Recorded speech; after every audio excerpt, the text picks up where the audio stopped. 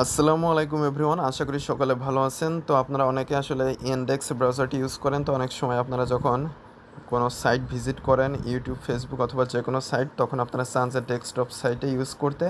তো আপনারা এই ব্রাউজারে কীভাবে ডেস্কটপ মোড চালু করবেন, তো আজকে সেটাই আমি দেখিয়ে দেবো। তো অবশ্যই ভিডিওটি না টেনে সম্পূর্ণ ভিডিওটি দেখবেন। মূল ভিডিওটি শুরু করার আগে সবার কাছে ছোট্ট একটা রিকোয়েস্ট, যারা এখনও চ্যানেলটা সাবস্ক্রাইব করেনি তারা অবশ্যই চ্যানেলটা সাবস্ক্রাইব করে আমাদের সাথেই থাকবেন, আর যারা অলরেডি সাবস্ক্রাইব করেছেন তাদেরকে অসংখ্য ধন্যবাদ। তাহলে চলুন মূল ভিডিওটি শুরু করা যাক।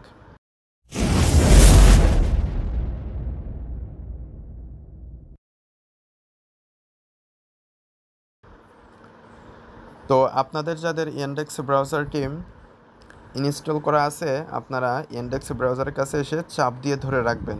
এরপরে আই বাটন পেয়ে যাবেন। আই বাটনে ক্লিক করে আপনারা এখান থেকে স্ক্রল করে নিচে আসলে স্টোরেজ নামে একটা অপশন পেয়ে যাবেন। এখান থেকে আপনারা ডাটা ক্লিয়ার করে নেবেন, মানে এখানে ক্লিক করলে ডাটা ক্লিয়ার করার অপশন কিন্তু পেয়ে যাচ্ছেন। এই যেখানে সার্চ হিস্টোরি, ওয়েবসাইট ডাটা, এগুলো সবগুলো টিক চিহ্ন দিয়ে দেবেন। টিক চিহ্ন দিয়ে ক্লিয়ার ডাটাতে ক্লিক করে ডাটা ক্লিয়ার করে দেবেন। তো আপনারা যদি এই অপশনগুলো এখান থেকে না পান, তাহলে আপনারা সরাসরি আপনাদের ফোনের সেটিংসে চলে আসবেন।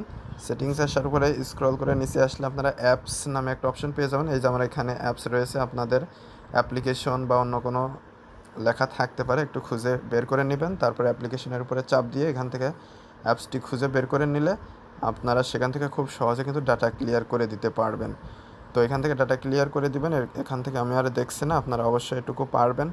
তো এটা করার পরে আপনারা সরাসরি গুগল প্লে স্টোরে চলে আসবেন। গুগল প্লে স্টোরে এসে ইনডেক্স লিখে সার্চ করবেন। তো ইনডেক্স লিখে সার্চ করার পরে অ্যাপসটি আসার পরে যদি আপডেট চাই, অবশ্যই আপডেট করে নেবেন। এর ফলে নতুন যে ফিচার্সগুলো এসেছে সেগুলো আপনার অ্যাপসটিতে যুক্ত হয়ে যাবে এবং অ্যাপসটি কিন্তু স্মুথলি কাজ করবে।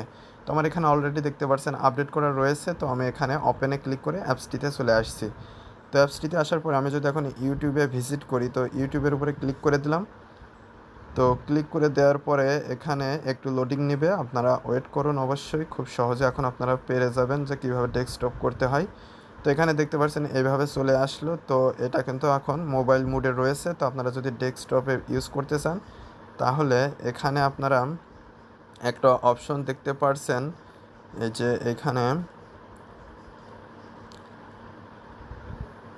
যে এখানে আপনারা দেখতে পাচ্ছেন m.youtube.com, এর পাশেই 3 ডট রয়েছে। এই যে আপনারা এখানে খেয়াল করুন, এই যে 3 ডট রয়েছে, এই 3 লাইন না কিন্তু নিচে 3 লাইন রয়েছে, তার উপরে কিন্তু 3 ডট রয়েছে। এই যে m.youtube.com এর পাশেই একদম ডান পাশে 3 ডট রয়েছে। তো এই 3 ডটের উপরে ক্লিক করবেন। ক্লিক করার পরে এখানে আপনারা পেয়ে যাবেন go to the desktop version. তো জাস্ট এইটার উপরে ক্লিক করে দিবেন।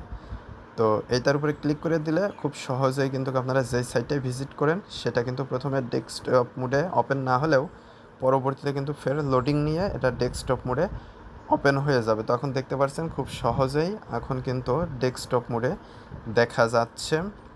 তো আশা করি মূল বিষয়টা বুঝতে পেরেছেন যে ইনডেক্স ব্রাউজারের ডেস্কটপ সাইট কিভাবে অন করতে হয় বা ডেস্কটপ মোডে কিভাবে ইউজ করতে হয়। তো আজকের ভিডিওটি এ পর্যন্তই। ভিডিও সংক্রান্ত কোনো মতামত থাকলে অবশ্যই কমেন্ট করে জানাবেন। আর যারা চ্যানেলটিতে নতুন এবং যারা এখনও চ্যানেলটি সাবস্ক্রাইব করেনি, তারা অবশ্যই চ্যানেলটি সাবস্ক্রাইব করে আমাদের সাথেই থাকবেন। আর যারা অলরেডি সাবস্ক্রাইব করেছেন তাদেরকে অসংখ্য ধন্যবাদ। তো পরবর্তী ভিডিওতে কথা হবে। আজকে পর্যন্তই, ধন্যবাদ সবাইকে।